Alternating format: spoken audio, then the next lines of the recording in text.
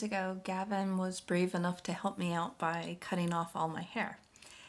Before we did that, and that's a whole separate video, but before we did that, we went ahead to a place that fits wigs because I wanted to see what it was that he liked. And we had a good time. It was nice. But we looked at the when we looked at the wigs, they just looked a little ratty, like they were really stringy on the bottom. So it wasn't exactly what you wanted to kind of leap into as a purchase. Especially, it's kind of like glasses, you know? When people see your glasses, it becomes part of your face. And so I'm not, honestly, I cut my hair like maybe, twice, 3 times a year. I'm not very big on my hair needing to be perfect, but especially because of the cancer kind of taking my hair, the chemo taking my hair, I want to look nice. And I want my husband he hasn't said anything in terms of, he's happy enough for me to get a wig if I want, or not get a wig if I want to be bald. He's been supportive for everything. But I want him to, I want to look nice for him. So, no shame in that. So I brought him. We went to the place. Unfortunately, the wigs looked a little ratty, but I made an appointment anyway. And I kept thinking I can always cancel. But I went ahead and went through with the appointment. And I'm glad I did, because the lady who did the fitting, she was just lovely. She asked a lot of questions, kept saying, look, you want to rock the bald look, you go ahead and rock the bald look. So she was really, really nice. Measured my scalp so that there would be a good fit. The downside of being there was she, and I can imagine wigs are quite expensive. So I'd never tried on the kind of ratty looking ones. But what she did is she said, oh, we have these styles and we have these colors. And so it's just like if people get their hair colored, they've got like these little swatches on a big ring. And so you have to put in your head what that color is going to look like with that style on your head. And I can't visualize stuff. Like if you even gave me the paint for a room, I couldn't visualize what this room would look like in blue. I need to actually see a card, put it up on the wall, then I can do it. Very much. So I asked her if I had to commit to it, and she said no. So I did ask her the question, but when you go ahead and you talk with somebody and they measure your head and you've ordered something, you almost feel kind of a little bit compelled to buy it. And I was worried that it wasn't going to look good. So we haven't seen, I don't know, because it's still out there. It's going to be coming in 2 weeks. But on the way home, I stopped in another wig shop. Now this place was very, very different. They had tons of variety that was out there. They had different colors that were out there, different styles that were out there, and different combinations were actually behind the counter. And the woman again was really, really lovely. So I appreciated her guidance.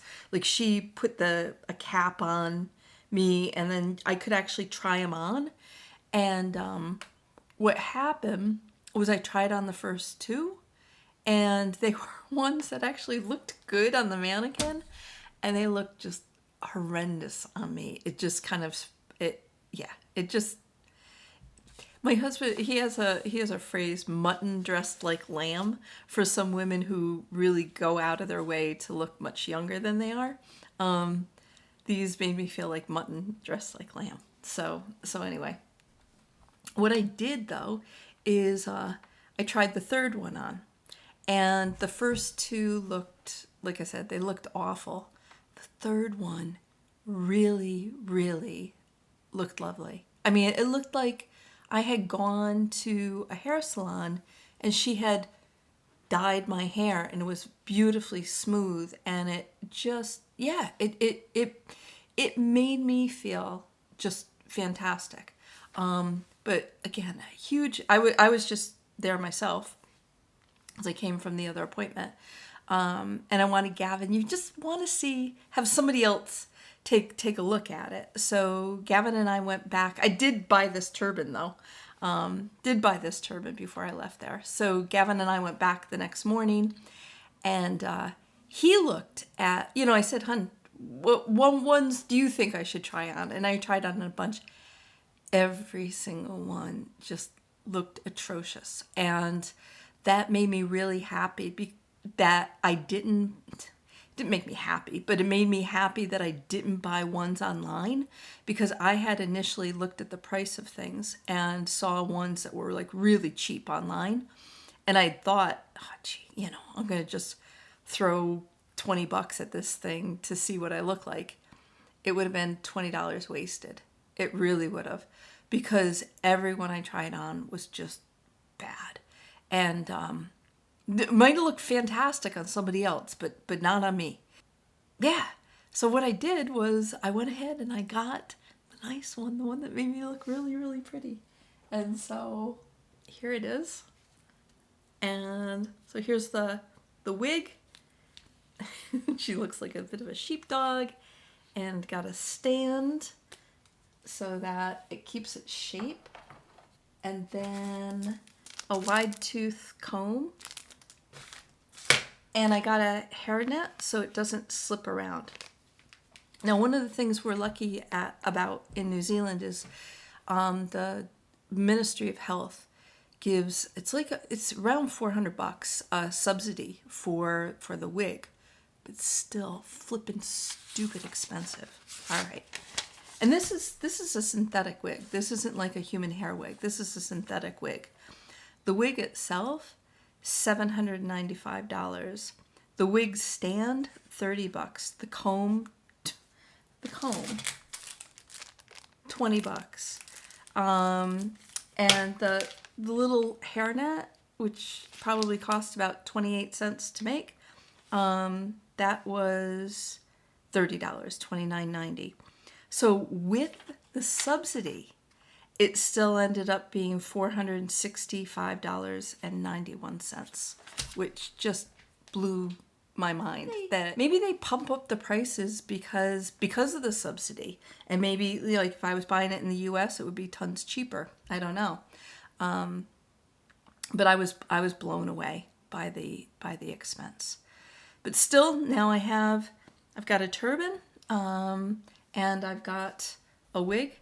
So the downside, unfortunately, there's always two sides of the coin. To me, the turban kind of screams, I have cancer. It's just, again, what's in my head. I see it, and that's what I think of. And because the wig was so expensive, I'm thinking I may only wear it on special occasion. Maybe my feelings will change in time, and at least I have a couple of options here. What I have been told is that when my hair grows back, which probably will be in about a year's time, given I've got to go through all the chemo and then the surgery and chemo again. But when my hair grows back, it'll probably be softer and curlier than it was to begin with. So I'm looking forward to that. And in the meantime, I will get used to my turban, and I will bite the bullet and wear my really stupidly expensive wig. So with that said, take care, and we'll see you soon.